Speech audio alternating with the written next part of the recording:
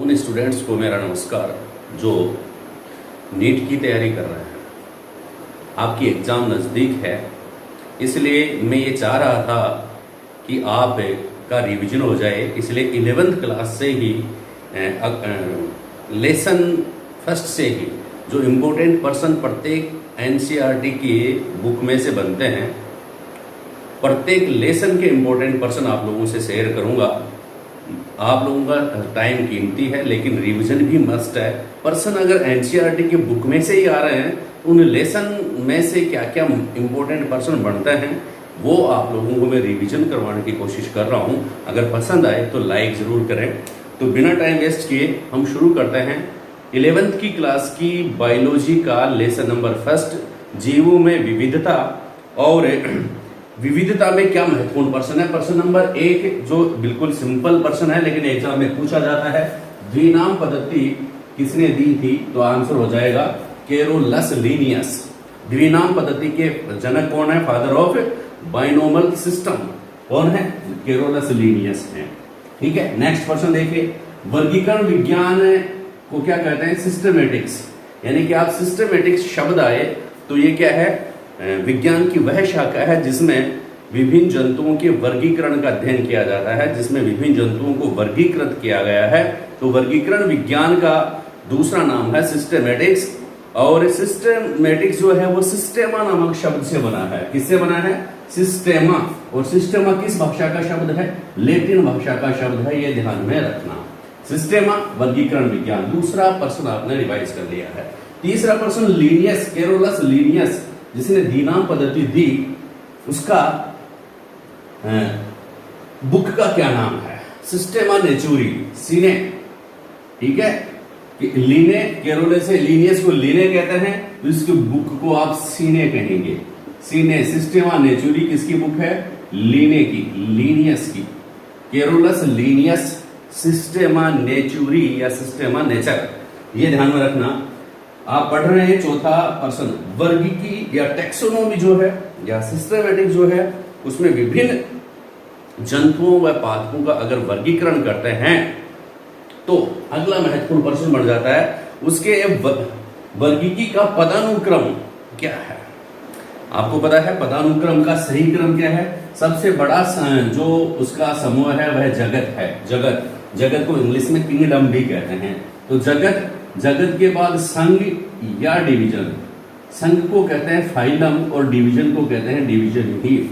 संघ ये जो है जंतुओं के लिए सही क्रम होगा जगत, संघ, जंतु में फाइलम, फिर वर्ग, क्लास, गण, ऑर्डर, कुल, फैमिली, वंश, जेनेरा और जाति, स्पीशीज। ये इनका सही क्रम है। तो सही क्रम आप ध्यान में रखेंगे। जगत, किंगडम, संघ, फाइलम जंतुओं के लिए और डिवीजन प्लांट्स के लिए। ठीक है, फिर वर्ग, क्लास, गण, कुल, वंश और फिर जाति। ये वर्गीकी का पदानुक्रम सही पदानुक्रम है। टेक्सोनोमी के जितने भी सीक्वेंस हैं वो करेक्ट सीक्वेंस ही है। और नेक्स्ट क्वेश्चन जो है इसका बहुत इंपॉर्टेंट है। वर्गीकी के पदानुक्रम में सबसे निचला संवर्ग कौन सा है? सबसे निचला टेक्सोन कौन सा है? जाति सबसे निचला टेक्सोन है। और सबसे ऊपरी संवर्ग किसको कहते हैं? किंगडम को या जगत को कहते हैं। नेक्स्ट क्वेश्चन छठवां। एक ही वंश के हैं निम्नलिखित में से कौन सा एक ही वंश के पादपों का सही समूह है या एक ही वंश के जंतुओं का सही समूह है? तो थोड़ा सा ध्यान दे लें इनके वर्ग की कि प्रश्न जो होते हैं कभी छोटे नहीं होते हैं। प्रश्न एग्जाम में पूछे जा सकते हैं। तो आलू, टमाटर, बैंगन एक ही वंश के हैं, क्योंकि आपको पता है आलू का क्या नाम होता है? किस वंश के? ये सोलेनम वंश के हैं। शेर, चीता और पैंथर, ठीक है, ये इनका भी ये भी एक ही वंश के हैं। शेर है, चीता है, पैंथर है, ये एक ही वंश के हैं। पैंथरा लियो शेर, ठीक है ना, पैंथरा टाइग्रिस, ये सब किसके हैं? पैंथरा वंश के हैं। ये सोलेनम वंश के हैं। तो एक ही वंश के पादपों का सही समूह आलू, टमाटर, बैंगन, और एक ही वंश के पादपों का सही समूह शेर, चीता, पैंथर। तो ये विद्यार्थियों जो भी बड़ी बड़ी इंस्टीट्यूट है उसमें आपके पास काफी सारे पर्सन हैं, बहुत सारे पर्सन हैं, लेकिन पर्सन आपकी क्वेश्चन जो भी आ रहे हैं वो आपकी एनसीईआरटी की बुक में से आएंगे। तो आप ज़्यादा इंपॉर्टेंस आप रिवीजन करो तो एनसीईआरटी बुक्स का रिवीजन करना, उन ऑब्जेक्टिव में पर्सन बहुत कम बनेंगे। सिलेक्शन एनसीईआरटी की बुक्स देंगे। तो फेलिडी कुल पैंथेरा व फेलिस वंश, फेलिडी कुल में कौन कौन से वंश शामिल है? तो वंश जो है वो किस में शामिल होंगे? पैंथेरा व फेलिस वंश। फेलिडी कुल में कौन कौन से वंश है? पैंथेरा, किसका है ये पैंथेरा? शेर, चीता, शेर, चीता और इसका पैंथर का एक ही वंश है पैंथेरा। और फेलिस वंश किसका है? बिल्ली का है। किसका है? बिल्ली। फेलिस वंश के हैं। तो मतलब आप लोगों से पूछ ले शेर व बिल्ली से संबंधित कौन सा कथन गलत है? ये दोनों एक ही वंश के हैं तो गलत हो जाएगा। ये दोनों क्या हैं? एक ही कुल के हैं। कौन कौन? पैंथेरा व शेर व बिल्ली एक ही कुल के हैं, न कि वंश के। इनका वंश तो आप एक ही ध्यान में रखना कि वंश में तो दिनाम पद्धति काम में आ जाएगी आपको आइडेंटिफिकेशन में।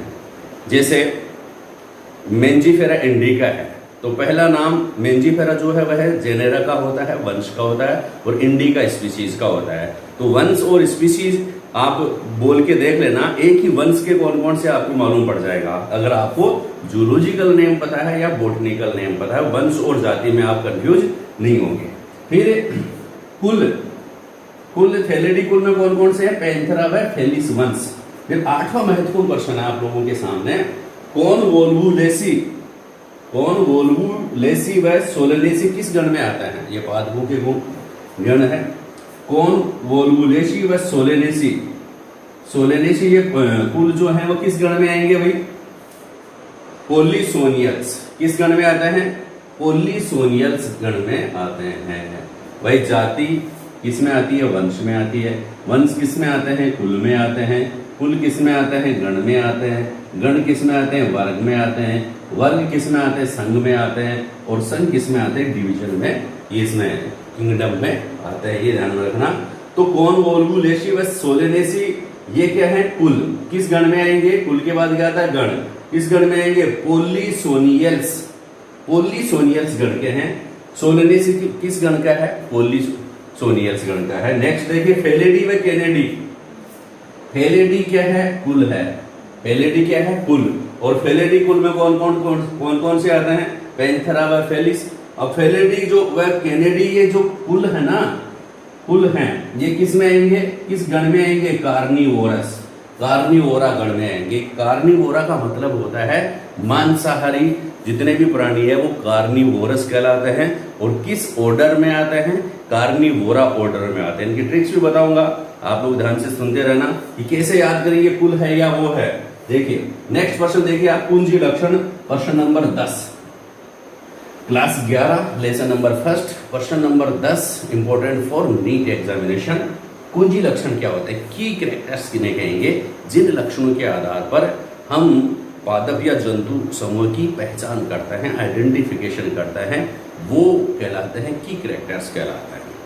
जिनके द्वारा उनमें अपन पहचान करते हैं, जिससे किसके इन लक्षणों के द्वारा किसी एक समूह के जीवों को दूसरे समूह से अपन पृथक कर सकते हैं।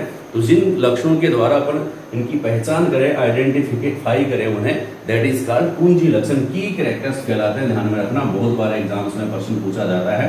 फिर नेक्स्ट 11वें नंबर का महत्वपूर्ण प्रश्न, आप लोगों का रिवीजन, एक टैक्सॉन की पूरी जानकारी हमें प्राप्त होती है। बुक्स मिलेंगे आपको उसमें, तो आप वो टिक लगाएंगे मोनोग्राफ पे। एक टैक्सॉन, मोनोग्राफ, टैक्सॉन की जानकारी किससे मिलती है? मोनोग्राफ से मिलती है।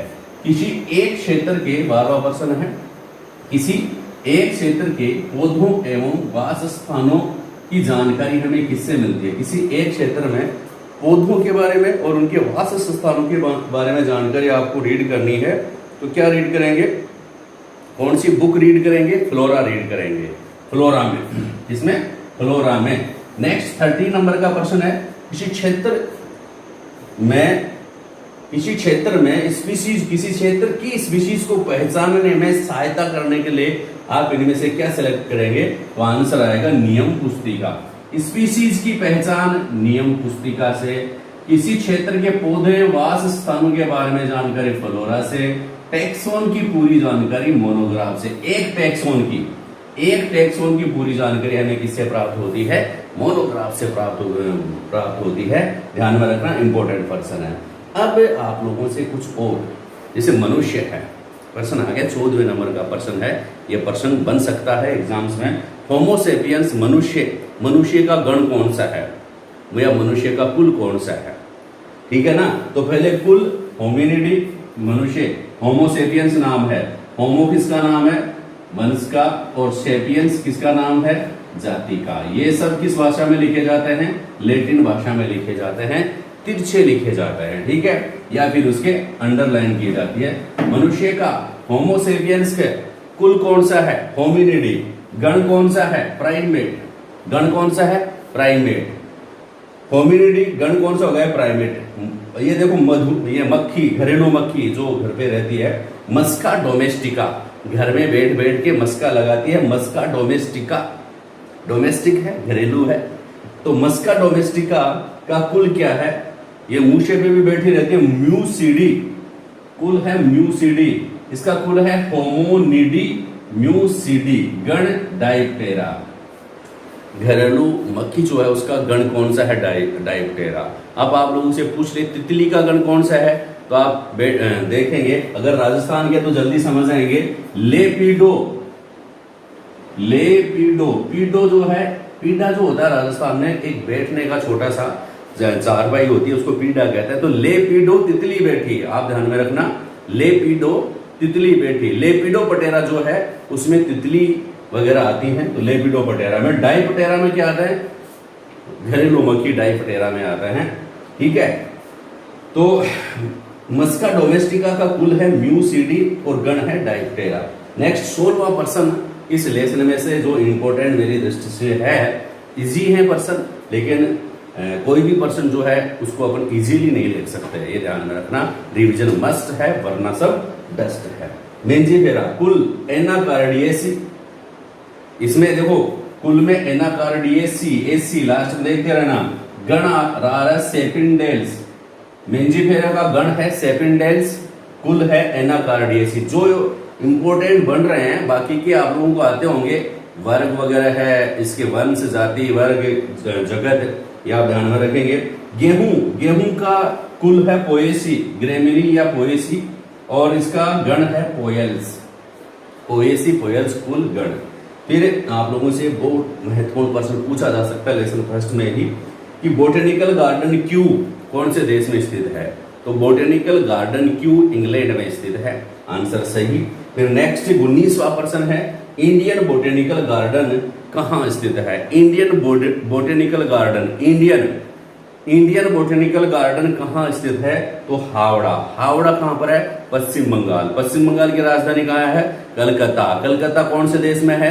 भारत। ये आप लोग ध्यान में रखेंगे। इंडियन बोटेनिकल गार्डन, जब इंडियन आ जाए तो इंडियन में सनी देओल है और सनी देओल हावड़ा उठा लेता है, इसलिए इंडियन अगर आ जाए तो हावड़ा याद रखना।